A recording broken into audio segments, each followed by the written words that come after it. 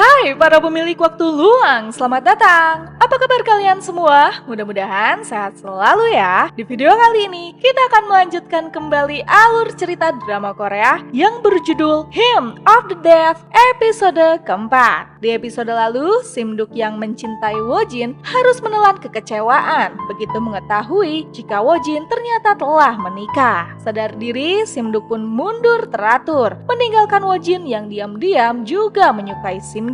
Ya, sesungguhnya Wojin tidak menyukai istrinya yang sekarang karena pernikahan yang dijalannya ini dilakukan dengan terpaksa demi menyenangkan hati sang ayah. 5 tahun pun berlalu, rupanya Wojin masih menaruh hati pada Simduk. Diam-diam ia pun menghadiri konser perdana Simduk yang mana kehadirannya ini dipergoki oleh gadis itu yang langsung berlari mengejar Wojin yang kembali mencoba untuk menghindar. Penasaran dengan kelanjutan kisahnya? Tonton video ini ya. Namun sebelumnya jangan lupa klik subscribe, like, komen, dan nyalakan notifikasi loncengnya ya supaya bisa dapat update drakor dan film dari channel ini. Dan buat yang sudah subscribe channel ini, terima kasih banyak ya. Dukungan kalian menjadi semangat bagi kami untuk mengembangkan channel ini. Langsung aja kita bahas drakornya. Check it out.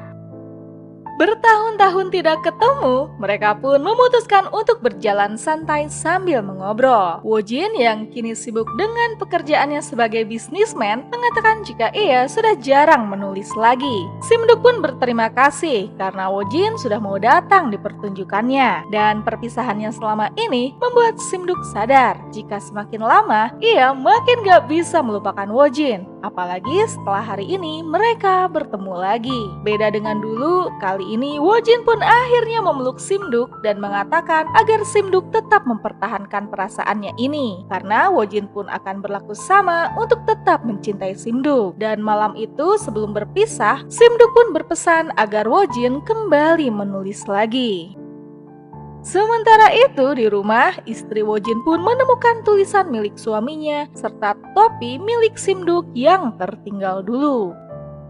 Di tempat lain, Simduk yang kini adalah tulang punggung keluarga dan bekerja sebagai penyanyi opera, rupanya tidak bisa banyak menghasilkan uang dari pekerjaannya itu. Ditambah lagi, pemilik tempat ia bernyanyi meminta Simduk untuk menyanyikan lagu yang lebih modern ketimbang lagu-lagu klasik yang sering ia nyanyikan selama ini. Untuk melepas penat, Simduk pun menulis surat untuk Wojin. Walaupun belakangan Simduk dan keluarganya tengah kesulitan ekonomi, namun berkat kehadiran Wojin di sisinya, beban itu jadi tidak terasa berat. Setidaknya ada sedikit kebahagiaan yang bisa dirasakan oleh Simduk. Sama seperti Simduk, Wojin yang merasa lelah dengan rutinitasnya sebagai pebisnis mencoba meluangkan waktunya untuk kembali menulis.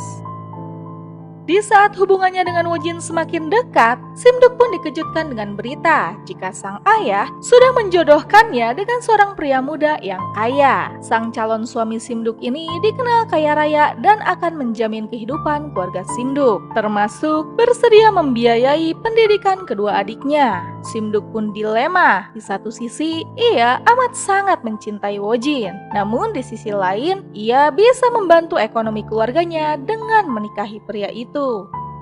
Simduk pun lantas menghubungi Wojin dan meminta untuk bertemu. Jelas saja, Wojin pun langsung bergegas untuk menemui Simduk. Karena suasana hatinya sedang tidak baik, Simduk pun langsung memeluk Wojin. Sore harinya, mereka berdua pun berjalan-jalan di pantai. Simduk meminta agar Wojin tidak melepaskannya begitu saja, karena saat ini ada seorang pria yang hendak dijodohkan dengannya. Simduk yang putus asa pun meminta agar Wojin membawanya pergi jauh ke tempat di mana hanya ada mereka berdua saja.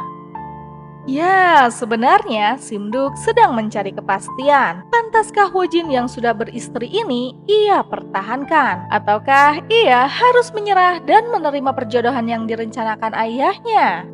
Sementara itu, Wojin yang baru pulang pun diberitahu sang istri untuk menemui ayahnya. Rupanya sang ayah murka karena belakangan bisnisnya terbengkalai karena Wojin sering meninggalkan kantor untuk pergi ke Gyeongseong. Sang ayah mengira jika Wojin kembali berkumpul dengan teman-temannya dan kembali terjun ke dunia sastra. Namun Wojin pun meyakinkan sang ayah jika ia tidak akan mengunjungi Gyeongseong lagi. Dengan pernyataan ini, sang ayah pun akhirnya berhenti berhenti ngomel-ngomel dan Wojin pun bisa cepat kembali ke ruangannya.